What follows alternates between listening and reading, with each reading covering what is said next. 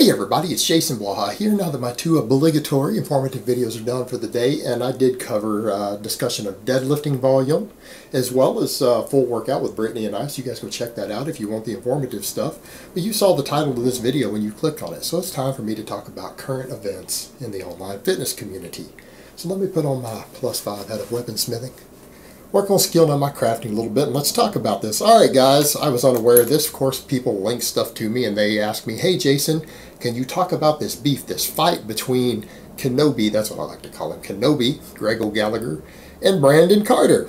And I was made aware of Brandon Carter back over that other fiasco he had with the fight here in Austin, the fake fight in the street. He got arrested.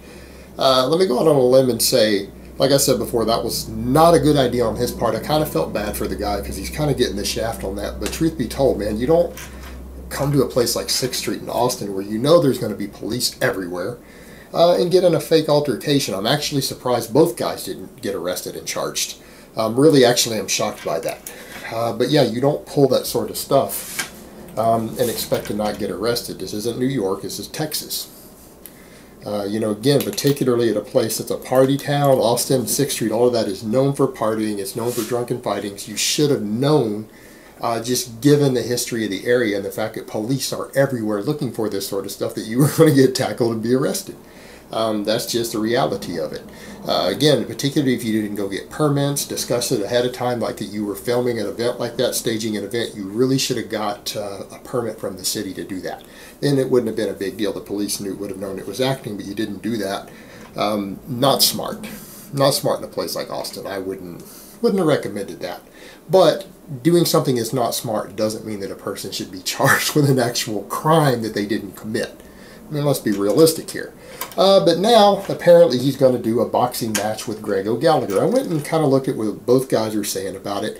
Apparently, they're arguing over ketogenic diets. Something I have discussed in a lot of detail, a lot of the research. I'll get to some of that in a minute. The actual beef, apparently, that's what started this whole beef between them. Now, Kinobody is saying, well, you know what, I don't actually hate Brandon. I kind of joked because he had made a bunch of snide remarks around me and popped off a little bit and kind of was insulting the way I was doing certain things. And I was supposed to go up to New York or whatever, or do something with him. And, you know, I told him jokingly, the only way I'm going up there is if we meet at a boxing gym and have a little boxing match or something over this. And apparently when he said that, Brandon Carter took it serious, was everywhere talking about it, said they're going to fight. They're going to do a boxing match or whatever, and then Greg's like, okay, fine, we'll do that. I feel like this guy's got an enormous ego, and the only way to really deal with this ego is maybe just fight it out in a boxing ring a little bit, get it out of our systems, maybe bring his humility in a little bit, humble him a little bit, then we can move on, it'll be settled, and we can be friends again. You know, I guess that's his perspective on it. And Brandon jumped up on it, and they're going to have a boxing match. Now, I'm just going to go out on a limb here and say I don't know a lot about Brandon Carter. I don't know much about him. Most of what I know about him was from the other fiasco. I watched the footage and the way his body language and the way he turned his head all weird while approaching a guy, acting like he was going to fight. I'm going to just guess based upon that Brandon Carter has no formal training in fighting. I could be wrong. Guys will be like, no, actually, he was like a Golden Gloves champion in boxing or whatever. Okay, maybe he was.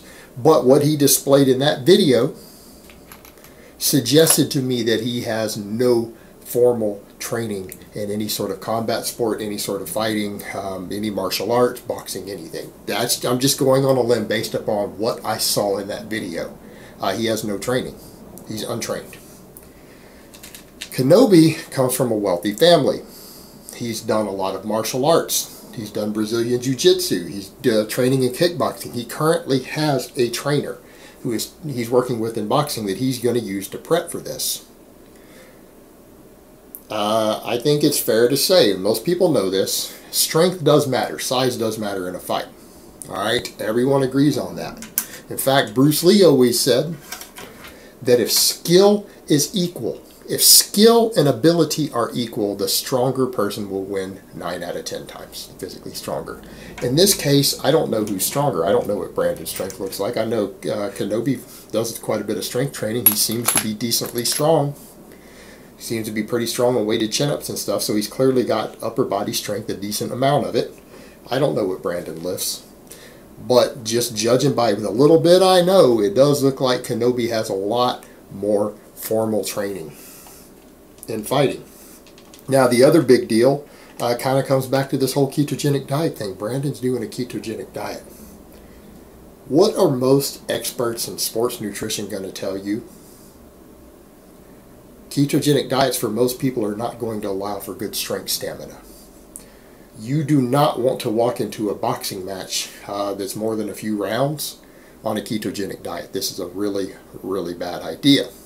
Now, he could say, well, I'm going to carb up beforehand. Well, then you're going to risk muscle cramps, lethargy, everything else. If you're on a ketogenic diet, when you do carb up, you normally have a certain degree of insulin resistance as a result of the ketogenic diets. All right? That's understood.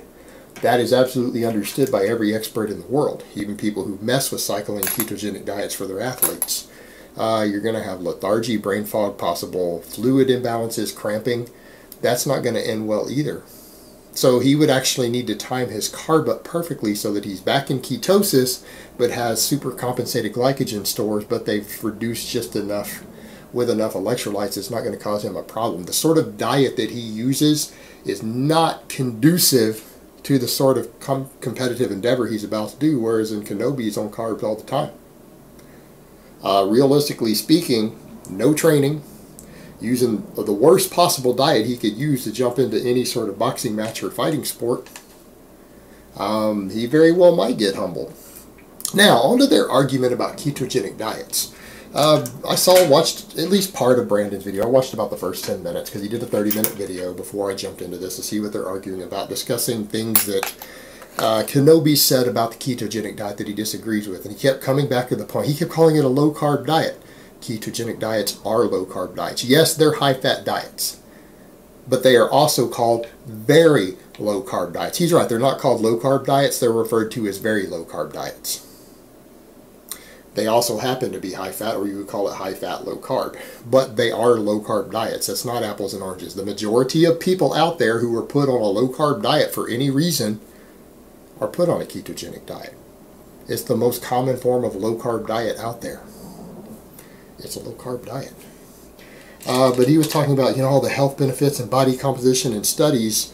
Actually, all the studies that he was talking about were not the best studies on these diets. Generally speaking, when we're talking about diets that involve calories and body composition, self-reported intake is considered to be, from an evidence perspective, the weakest type of study.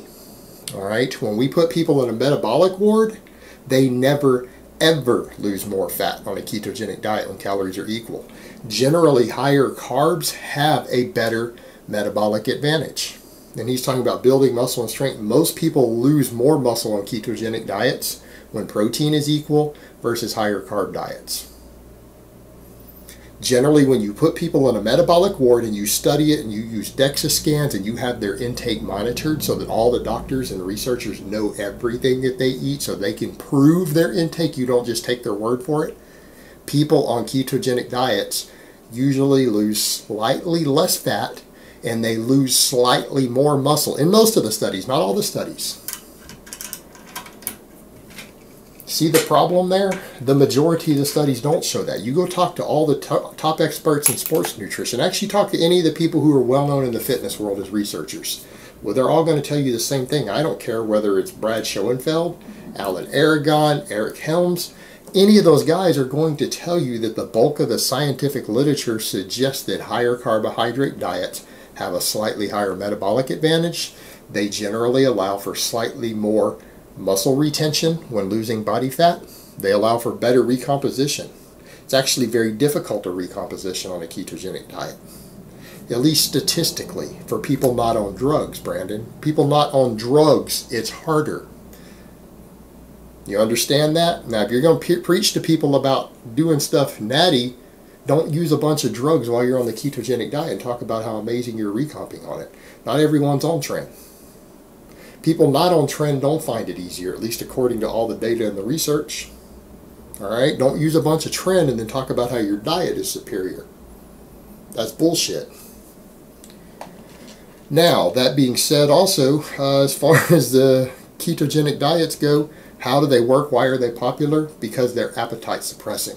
That's the other thing with self-reported intake on these type of diets. People are like, oh, I lost weight faster on this calories. No, you didn't, because the research says that you won't. When we put people in a ward, metabolic ward, where we can study them and track everything that they eat so that their own word for it isn't taken, it doesn't work.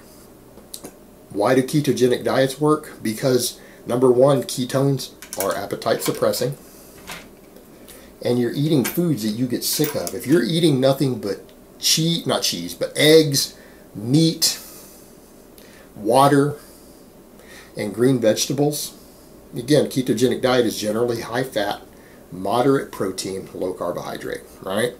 Those foods get boring after a while. They get boring.